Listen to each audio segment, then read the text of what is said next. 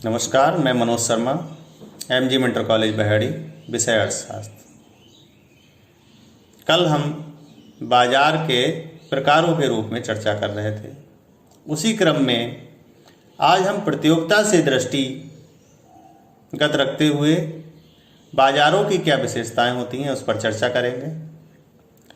प्रतियोगिता के आधार पर बाजार निम्नलिखित प्रकार के होते हैं। नंबर 1, पूर्ण बाजार। पूर्ण बाजार वह बाजार है जहां पर क्रेता और विक्रेताओं के मध्य पूर्ण प्रतियोगिता पाई जाती है और क्रेता एवं विक्रेताओं की संख्या भी काफी अधिक होती है।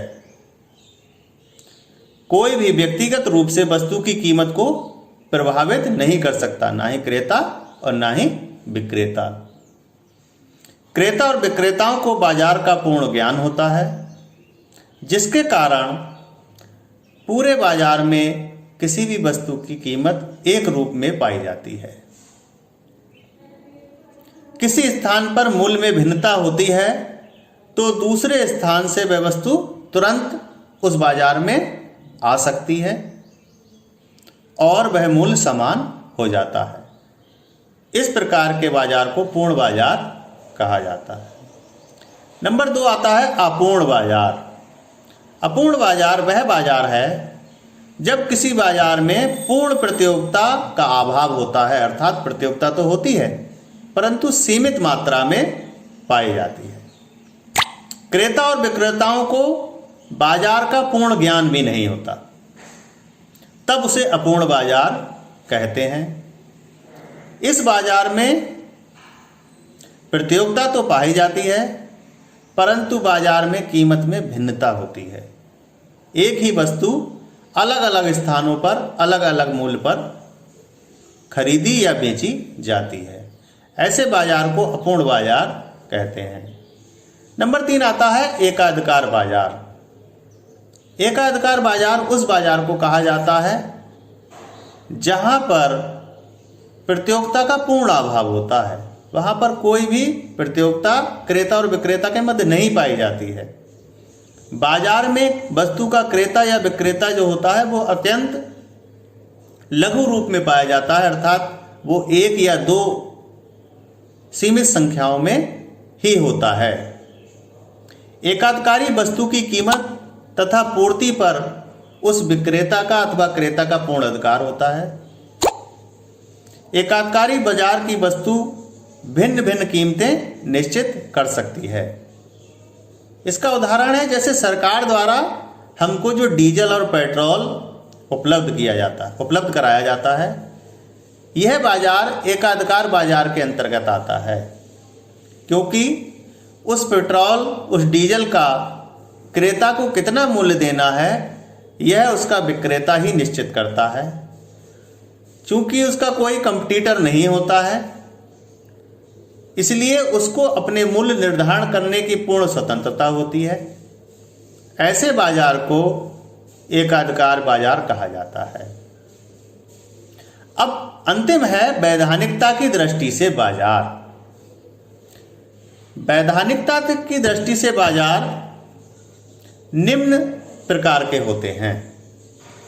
नंबर 1, अधिकृत या उचित बाजार। अधिकृत माने लाइसेंस होल्डर, जो क्रेता और विक्रेता उस समाज की, उस सरकार की नियमों का पालन करके क्रय एवं विक्रय करते हैं। ऐसे बाजार को अधिकृत अथवा उचित बाजार कहा जाता है। यहाँ पर वस्तु का क्रय विक्रय नियंत्रित मूल्य पर होता है। जैसे आपने वस्तु पढ़ी होगी, आप तेल लेते हैं, साबुन लेते हैं, तो उस पर लिखा होता है एमआरपी। एमआरपी का मतलब हुआ मैक्सिमम रिटेल प्राइस, अधिकतम खुदरा मूल्य। इसका आशय है वह विक्रेता आपसे उस मूल्य से अधिक वस्तु का मूल्य प्राप्त नहीं कर सकता। अगर वह ऐसा करता है तो आप उसकी विधिक शिकायत कर सकते हैं और विक्रेता को उसके परिणाम स्वरूप उसको दंड भी मिलता है। ऐसे बाजार युद्ध काल में अथवा संकट के समय